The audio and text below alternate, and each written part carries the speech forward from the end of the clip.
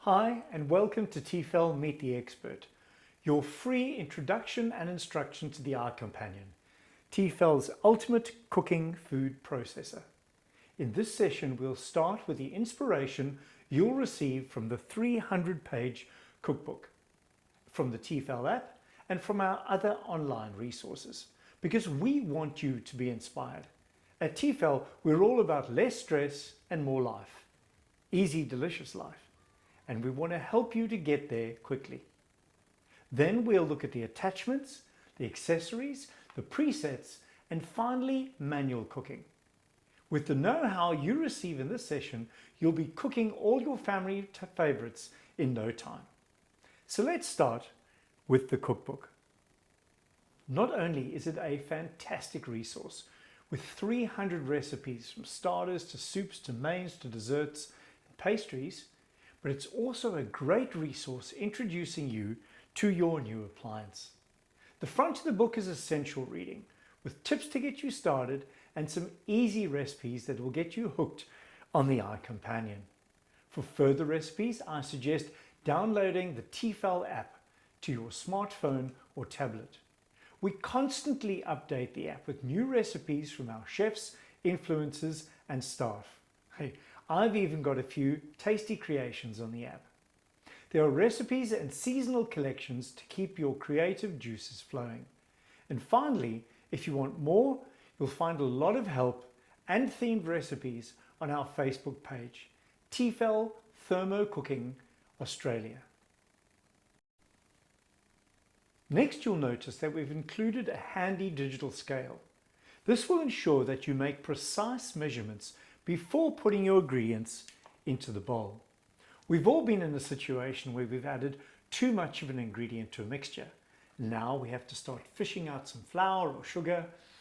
Well, measuring correctly before adding your elements does away with this problem. The scale has 3 measurements: deciliters, centiliters, and grams. And while we don't often use the first 2, it's good to know their value.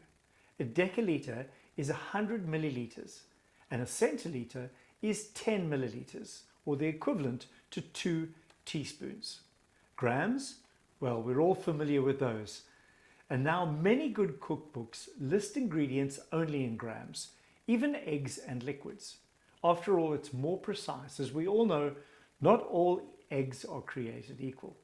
They're all a different size, all a different weight. So measuring them in grams is the most precise way of getting your recipe right. To get a precise measurement, simply place your bowl on the scale, tare, and add your ingredients. And now to the unboxing of the eye companion. What you will have is the appliance itself, the extra large bowl, the steamer, the accessories, the stopper, and of course the lid. So let me start with the lid. To remove the lid, turn it clockwise and lift. To put it back on, drop it in with the arrow in about the 9:30 position, turn it anti-clockwise and it's locked. What you'll see straight up is a stopper. Now the stopper has 2 markings, minimum and maximum. And on the lid we have this little arrow. Take the stopper at the maximum mark and put it on the arrow, and then turn it anti-clockwise to minimum, and this will now lock the stopper in place. The stopper itself controls the amount of evaporation that takes place while you're cooking, in the same way you would either use a lid or remove a lid when cooking on your hob. If we turn the lid over, you'll see a grey silicone seal. Now run your hands around it until they slip into a little opening here, and what we can do now is remove the silicone seal. Now the reason I do this is silicone loves to hold on to the aromas of the food that you're cooking. So quite often you'll cook a curry or something that's got lots of spices in it, and you'll find the next time you go to your appliance there may be a lingering smell. That's why of all the attachments, the one thing that I do like to put inside my dishwasher is the lid.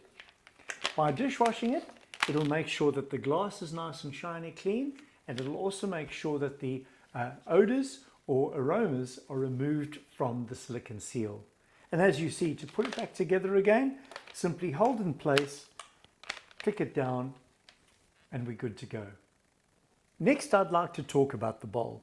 Now, to remove the bowl, simply push up the two buttons under the handle and it'll unlock the appliance and allow you to remove the bowl. Inside the bowl, there are two markings. A 700 milliliter marking, and that's for the indication for steaming. So that's the minimum amount of water you're allowed inside this appliance when steaming. And you'll find a maximum mark. And that's 3 liters. The usable capacity of this bowl is 3 liters. Yes, it's a 4.2 liter bowl, but obviously we don't fill any bowl right up to the top because once we have movement, it may overflow. Inside the bowl, you'll see the spindle. Now, this can be washed inside the dishwasher, however, the spindle can't be. But it's so easy to remove. Hold the spindle, turn the bowl upside down, click the lock nut, and out comes the spindle. Place the bowl in the dishwasher and clean the spindle by hand. If the bowl's too large to fit in your dishwasher, I suggest getting one of these handy brushes because you can really get into the corners and clean your eye companion bowl perfectly with this detergent brush. To put it back together again, take the spindle, insert it into the hole in the bowl, turn it over, get the lock nut, click it back in place. Easy as that. And now onto the accessories. And I want to start with the handy brush. Now this brush is fantastic, especially when using the kneading and crushing blade and the whisk. See, quite a few ingredients can get stuck into the blade, stuck in between the little crevices and cavities in between the whisk. And so this brush is fantastic for getting in there, removing dough, removing seeds, anything that might be stuck inside the blade. And so this is going to become one of your best friends. If you're going to brown a large quantity of meat, I still suggest browning it on the hob in a frying pan, as you'll get a more even brown and a quicker brown. If you're going to do it in the bowl, you need to do it in batches, otherwise you'll get a stewing effect instead of a frying effect. So if you're going to be cooking a large amount of beef, for example, making a beef bourguignon, I suggest browning it on the stove first, then putting it in the bowl, adding your liquids and getting your stew going. And now onto the blades. But before I get to the blades, I want to talk about cooking in general. More specifically, how we cook on the hob and how we can bring that method to the eye companion. When cooking, there's 3 things we need to know: time, temperature, and action. Well, with the eye companion, we can set the time and we can set the temperature. But the action, well, that will be determined by the speed that we select and the blade that we select. What am I talking about? Well, for example, am I going to use a spatula and am I going to stir gently? If so, let me select a low speed and use the mixer. When cooking, am I going to be using a whisk and am I going to be whisking vigorously? If that's the case, then let me suggest a faster speed and the whisk. So understanding the blades, understanding the needs of cooking and understanding how I would normally do it on the hob and bringing that knowledge over to the eye companion, we can begin to really expand the repertoire of dishes that we make. And so onto the blades. And I want to start with the one we would use at the slowest speed, working our way up. The mixer, usually used at the slower speeds, 1, 2, 3, and 4. Think of it as a spatula or a wooden spoon, something that's going to be stirring your soups, your curries, and your risottos. Next, I want to go on to the whisk. Now you need to think of this as so much more than a whisk. Sure, it's going to whisk up your cream, and it's going to whisk up your egg whites to make meringue, but it's going to do so much more. In fact, this is going to make the best mashed potato you've ever had. Steam your potatoes, don't boil them, that retains too much of the water. Steam your potatoes, empty the liquid out, put the whisk in the bowl, put your potatoes back in the bowl, a healthy chunk of butter, maybe some cream, a little parmesan, and then set the eye companion to begin to whip up that mashed potato. What you'll find, because of the design of the whisk, it's going to whisk beautiful air into that mash as well, and what you're going to get is a creamy, light, fluffy mashed potato. The best mashed potato you're going to have in a long time. In fact, it's going to become a favorite. The other thing that I make quite often with this is my own butter, and it's so easy to make. Simply get a 600 ml bottle of full fat cream, not the low fat type, full fat cream from your supermarket. Insert the whisk, pour all of the cream inside there, lock the lid, speed 7 for 7 minutes, and get it going. After about 6.5 minutes, you'll notice that the bowl begins to shake, and that's because there's going to be a separation of butter solids and liquids inside the bowl. With about 30 seconds to go in the 7-minute program, I like to stop the action. Take the lid off and empty everything from the bowl into a sieve. What drops out of the bottom of the sieve into a bowl is beautiful buttermilk, and I can use that for pancakes, I can use that for scones. What's left in the bowl is butter solids. So I like to pat those down, get them dry, put them back in the bowl, and it's in the last 30 seconds of that program where you can get really creative. What we have at the moment is unsalted butter, but I can now add salt and let it go for the last 30 seconds, beating that salt into the butter. Or Christmas time, I can add caster sugar and brandy for a beautiful brandy butter. It's up to me about how creative I want to be. I could make garlic butter, maitre d' butter, paprika butter. The possibilities are endless. You have a big lump of butter at the end. What I suggest doing is laying it out on a sheet of wax paper, flattening it, rolling it, flattening it, rolling it, flattening it, and then tweaking the ends, and what you'll have is a lovely tube of fresh butter with no preservatives, just lovely cream and the flavors you've added. Put it in the fridge, and when you're ready to go, you can just cut medallions of that lovely butter out. The last thing I want to talk about is making emulsion sauces with your whisk. Now, emulsion sauces are made by mixing two ingredients that don't usually mix well together. And that's why these sauces often separate when you make them on your hob.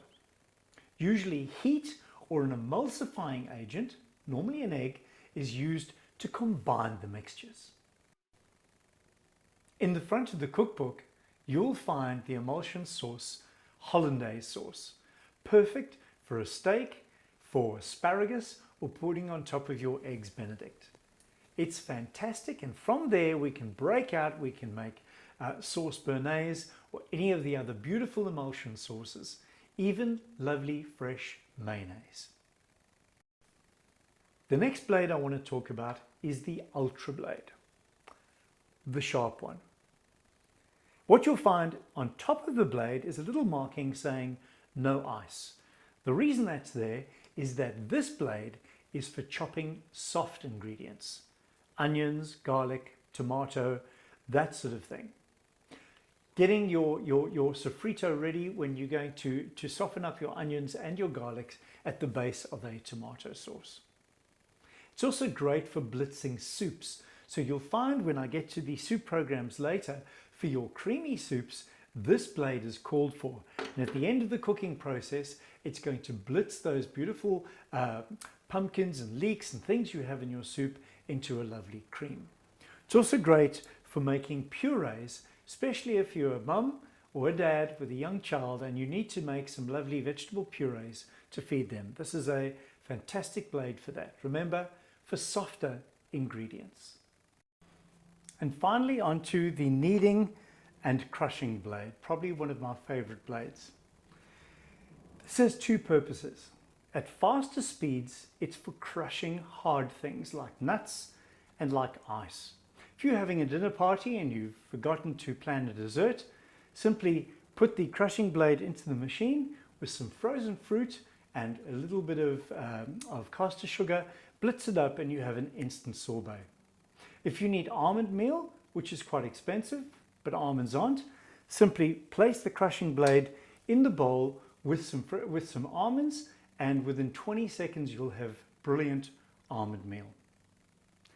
At slower speeds, however, this becomes your dough hook for making pizza, bread, pastries, doughs and batters. Perfect for preparing all the meals that you're going to bake in your oven. Before I got my companion, I was not a baker. Now I bake at least once a week because it's so easy using this dough hook, the kneading and crushing blade. The blade is perfect for pizza, which I'm going to talk about when we look at the presets. And so let's start with steaming. As I said, the bowl has a 700 milliliter measurement inside the bowl. So fill that up with water, get your steaming basket, drop it in place, put your lid on and begin steaming. Now there are two steaming programs, 1 and 2. 1 is for your lighter ingredients. Think about cauliflower, broccoli, maybe a small piece of fish. Perfect. Steaming program number 2 is for your denser ingredients like potato, sweet potato, dim sums and dumplings. Or if you have the external steaming basket, that's an accessory that you can buy for the iCompanion.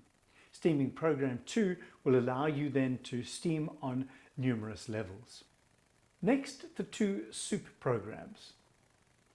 Soup program number 1 is for your creamed or your smooth soups. For that, you'll require, as I said before, the Ultra Blade. Insert the Ultra Blade, insert your ingredients, simply press soup program number 1 and get it going. The program usually lasts around 40 minutes, and for the last 2 minutes, you'll hear the machine speed up as the Ultra Blade completely blitzes those beautiful boiled vegetables or ingredients that you have inside your bowl into a beautiful creamed soup. With about 10 seconds to go, I like to take the stopper off the lid and add a little bit of cream, and that just adds to the creaminess of the soup, and the speed of the blade will also beat that cream into my soup as well. So perfect for a tomato soup or a pumpkin soup. And if you have joined our Tefal Thermo Cooking Australia Facebook page, you'll find an excellent pumpkin soup in our October collection, which was all around pumpkins and Halloween, and I did a beautiful spicy pumpkin soup with cardamom, and it's now my favorite soup. Soup program 2 is for those soups that don't require any beating, the chunkier soups, where you want the vegetables or your protein to be left intact, like with minestrone. Perfect for a 40-minute soup. Simply insert your ingredients, close the lid, get it going. 40 minutes time, we're ready to eat. And so on to our 3 slow cooking programs. Now I would rather you thought about our slow cooking programs as stewing programs rather than slow cooking, because these would generally take anything from 5 minutes up to 2 hours long. Program number 1 is not about stewing, it's all about browning. This is your caramelization or your browning program. 130 degrees for 5 minutes with a gentle stir. So if you're making a pasta sauce, this is where your onions and your garlic is going to get beautifully softened up before you add your other ingredients. Browning your proteins as well using the flat blade. This is the program that you're going to be using. We've just spoken about soup. What I like to do with my soup program is before I run my soup program, before I add my liquids, I'll put my vegetables in. I'll select the slow cook program number 1 and caramelize those vegetables just for a little while first, then add my stock, put the lid on, and get the program going for a deeper, richer flavor. Slow cook program 2 is for your stews and your casseroles. So think of those things that you would generally cook on a larger pot where you would take about 45 minutes to an hour to cook. By default, the program runs for 45 minutes, but you can change that anywhere from 10 minutes to 2 hours. A meal where you would occasionally go over to the stove or your hob and give it a stir. An occasional stir. That's why with slow cook program number 2, your blade will move 5 times and stay still for 20. Move for 5 and stay still for 20. So an occasional stir with a longer cooking time. Slow cook program number 3, however, is for those shorter meals. Meals that take normally 20 to 35 minutes. For example, your risottos, your Thai curries, and your lovely Indian chicken curries. Something you might go to your hob and stir more regularly. So here again, it's still going to be sitting at just under your boiling point, around 95 degrees Celsius. But now your blade is going to turn 10 times, stop for 10. Turn for 10, stop for 10. So it's a more regular stir and perfect for risotto. If you haven't yet made a risotto in your eye companion, it's going to change your life. Perfect risotto without having to stand over your steaming hot hob for half an hour. Simply get it going, connect to your iPad or your iPhone, enjoy some family time, and be updated on your device as to when your risotto is ready to eat. And now on to the 3 pastry programs. And pastry program number 1, I know too well. It's something we do in this home every Friday night. It's the pizza program. It's so easy and I know it off by heart. So let me tell you how I make pizza. Install the kneading and crushing blade, a cup of lukewarm water, 10 grams of dry yeast. Put the lid on, select pastry program number 1 and get it going for about 20 seconds and then stop the program. Now all we've done now is simply activated that yeast. So give it a minute or 2. Take the lid off, add 400 grams of flour, a good glug of olive oil, around 2 tablespoons, and a nice pinch of salt. Lid back on, press start. It's now going to complete the 2.5 minutes. So for the next 2 minutes and 10 seconds is going to knead that dough into a beautiful ball of dough. At the end of 2.5 minutes, the alarm's going to go off. Now, that doesn't mean it's the end of the program. What you'll find is the machine begins to count down from 40 minutes. And what's happening is the air inside the bowl is going to be locked in place and the eye companion is going to lift that air up to 30 degrees Celsius for the next 40 minutes. And that's going to cause that dough to prove or to rise. When you take the lid off, you'll find a beautifully risen, almost doubled in size ball of dough. Divide that dough into 3 different portions, cover them with a cloth and let them rise for another 20 minutes and then they're good to go. And each one of those balls is good for a 30 centimeter pizza. But let me tell you how I make pizza in this home. I roll out the dough, I dock the dough. Then I get my Ingenio cookware onto my hob and I turn the heat on. When the thermo signal tells me it's hot enough to start cooking, I add a drop of olive oil, I put my pizza base inside the pan and it's going to start sizzling. I now add my tomato sauce, my cheese, the ingredients I want on top of my pizza, which should take about 1 minute to 90 seconds. And while I'm doing that, I'm getting a lovely crisping taking place on my pizza base. When I'm ready to go, simply put the handle on, put the pan in the oven, take the handle off, and for the next 8 minutes or so, as the oven is cooking my pizza, that hot pan is crisping my base. And what I have at the end of it is a beautiful, crispy pizza. Pastry program number 2 is all about getting more kneading done to your bread. Now, the reason we knead dough is to bring out the gluten. And so we're talking about a bread program. Pastry program number 2 is your bread program. It's a longer knead, and at the end of it, you'll still find that 40-minute proving or rising process. So again, perfect for making bread doughs. And pastry program number 3 is for making your cake batters. You won't find the rising at the end because this is a program where you'll either be using baking powder or using self-raising flour. So we don't need to prove the dough at the end. We can simply take it out of the bowl and begin baking. Those are the 3 pastry programs. And so now we've learned all about the blades and about the programs. Now we can start manual cooking. All of our family favorite recipes that may not be in the iCompanion cookbook or on the app or on our online resources. You may have a fantastic recipe that's been handed down that you would normally cook on the stove. Well, now think about it. What action, what time, what temperature? And bring that method over to the iCompanion.